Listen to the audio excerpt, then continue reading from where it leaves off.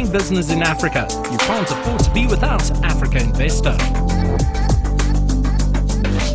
So then now comes to Rich. We talk about the trillions, but I think this is an individual and an institution that routinely and daily advises trillion-dollar portfolios around the world. So let me come to you, Rich. You talk about asset allocation, African green infrastructure as an investable asset class.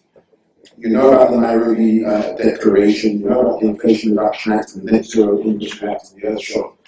Give us your view about what should we be focusing on as some of the key pillars for the asset allocation strategy as part of this investment allocation plan to establish African green industrial infrastructure as a global investable asset class.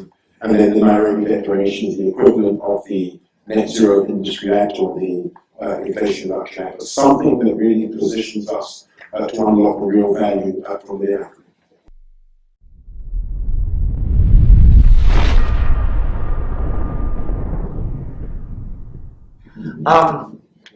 So for context, we advise asset owners with about 16 trillion in assets on an ongoing basis, and we touch a larger community of institutional asset owners through some digital offerings that try to match up different investment opportunities with their needs.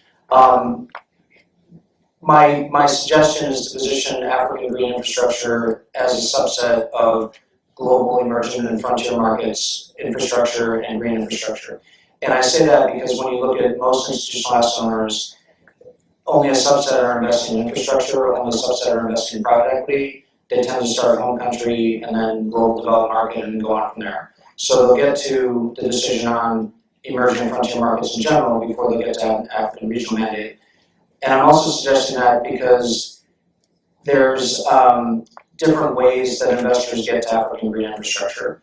And one very strong way is just on the risk return case. The flip side of African deals, African projects, having a high cost of capital is that's a high expected return for investors. So when they put that in their asset allocation model, when we put that in our asset allocation model, the expected returns look great.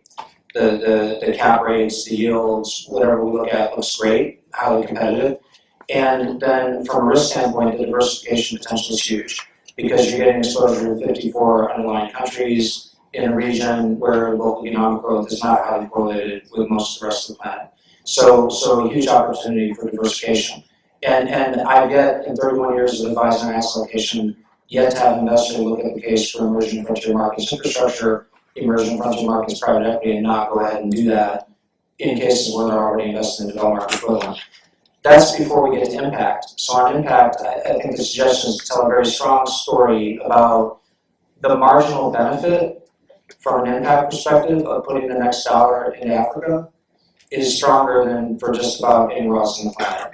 And in other sessions at COP, you've probably heard the amount of money going into renewable energy globally, as an example, is way up, but it's up mainly in the developed markets. And that's where we've already bent the emission curve. We need to bend the emission curve in Africa. We need to bend the emission curve more generally in developing countries. So the marginal benefit of putting the next dollar into those countries is much higher from an impact perspective. And I think having a very strong risk return thesis plus a very strong impact thesis will get the money deployed. Most of the institutional asset owners that we work with are going to come through a general partner and diversified fund. So that if they have the risk budget and tell the GP, we want global emerging frontier markets exposure, some of that money will go to Africa.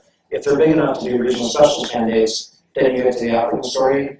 But I think a prerequisite to that is just to get the allocation made to emerging frontier market infrastructure, emerging frontier market private equity, and whether it's direct investors or GPs, they'll then find the opportunities that we're talking about here. Doing business in Africa, you can't afford to be without Africa Investor.